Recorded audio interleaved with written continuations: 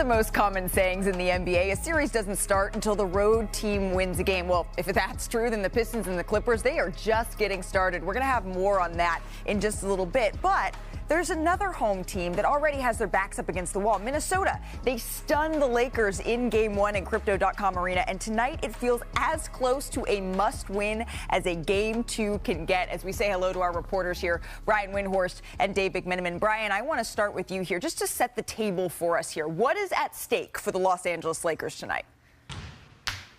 Well, you got to look at this, Malika. The realistic way to look at this is the Lakers really have two options to get the type of offense they're probably going to need against the Wolves.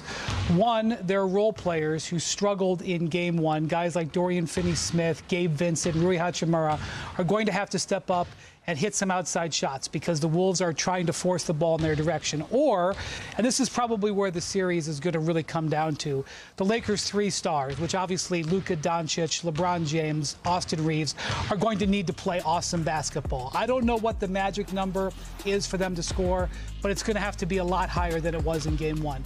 Those are really the two pathways for the Lakers to have success. They didn't really get success in those two pathways in Game 1. Minnesota, you know, is going to be smelling blood in this game. They need their star players or their role players to come up big. You mentioned LeBron James. Let's key in on that here, Dave, because the Wolves were able to limit LeBron to 19 points in 36 minutes in Game 1. Are the Lakers expecting them to be able to repeat that tonight?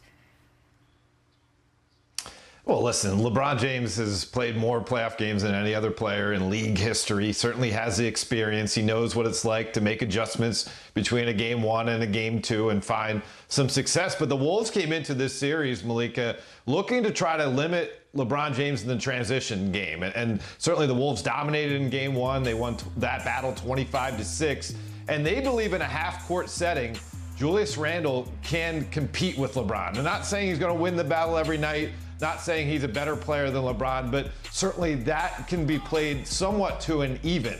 And if they can keep LeBron out of transition, not only is it going to not allow him to keep his numbers what they were in the regular season, but it gets the crowd out of it. Because we know Crypto.com Arena goes nuts seeing LeBron James on the break. Absolutely. Julius Randle really was able to stay a little bit in front of LeBron James in that game. It's going to be one thing to key in on tonight. Brian, more from you in just a little bit. Dave McMenamin, thank you so very much. This really, though, is going to be a case of if Los Angeles wants to be able to flip the script here in Game 2, they're going to need to make adjustments. So Chiney Ogwumike is going to join us for this conversation. It looks like she's making a little bit like a grand entrance here, just like the Lakers are hoping to in this series, right, Chiney? What are they going to need to key in on here? Look, the Minnesota Timberwolves, they set a franchise playoff record with 21 made threes. The Lakers have to defend the three-point line. Let's go to the tape so I can show you exactly why the Lakers have to be better. First, it starts with the blow-bys. You get a blow-by, and what does that do? That means the help defense is late. They're rotating late, and this is wide open threes. This is straight up target practice for many of the Timberwolves players.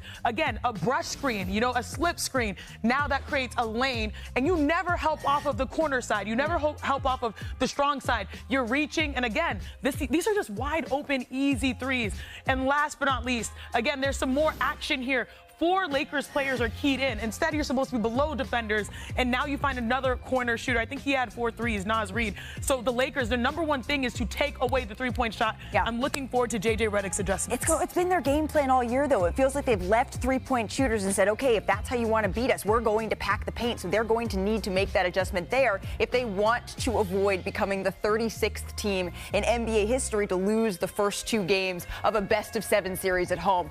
Of the first 35, just 5 came back to win the series. Most recently, the Clippers in 2021 against Luka Doncic's Mavericks. As we say hello to our front office insider here, Bobby Marks. Bobby, you saw one thing in this game that Minnesota, you feel like they have, that you're not so sure Los Angeles does. What is that? The most important word in the playoffs, trust. Woo. How do you trust your own players? And we're looking at this Minnesota lineup right now, and we're not even putting Rudy Gobert and Mike Conley out there. You could go 7 players as far as who Chris Finch trusts.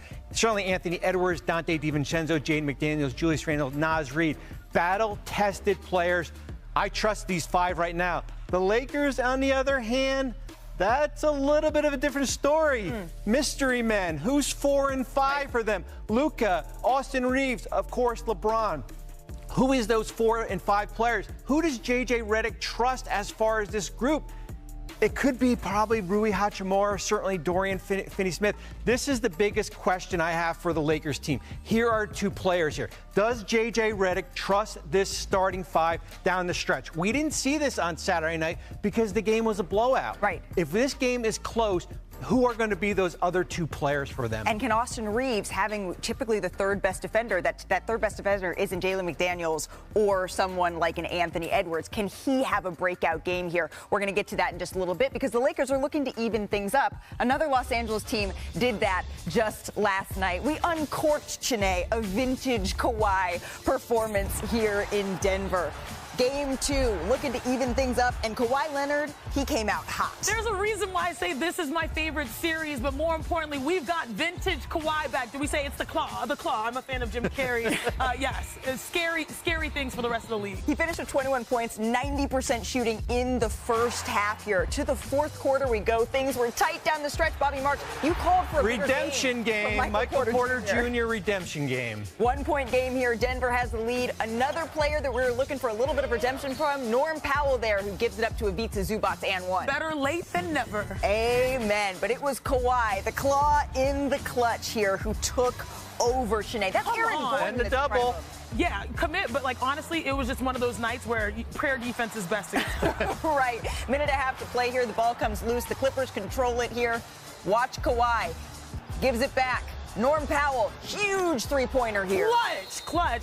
This is like the season for him, his breakout season. The energy is contagious. And then keep an eye on Kawhi here. Gets to his spot, elevates, and gets it to go. Like, I have no words. Like, his mid-range, he's back to being that monster. But it wasn't just offensively, Shanae. Correct. You don't see this very often, but Kawhi able to extend. Jokic doesn't make passes like that. He does, and I think it was an uncharacteristic night for Nikola Jokic, but a lot of the credit has to go to the Clipper defense. Absolutely. Seeing it again here on full display. Christian Brown tries a three. That one way Another off, chance. as Mike Breen would say.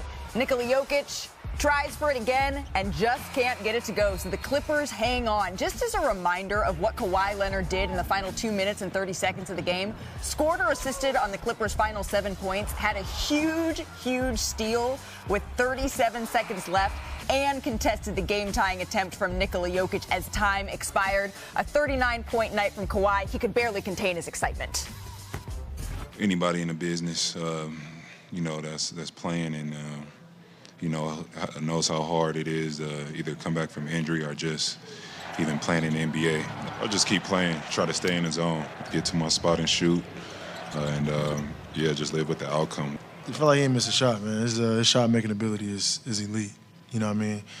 And that's the aggressiveness that we need from him, you know what I mean? No matter what's going on, no matter who's guarding him. This is what Kawhi lives for, trying to get to this point where he's healthy for the playoffs. And we know if we got a healthy Kawhi, we can win any series. Brian Windhorst back with us now as the Clippers get the win here. Brian, the Pistons are playing winning basketball games, winning playoff games. You're joining us from back in Cleveland, and Kawhi just dropped 39 points. I have to look at my calendar. What year is it? Yeah, so you may have heard a little bit, Malika, about a Los Angeles acquisition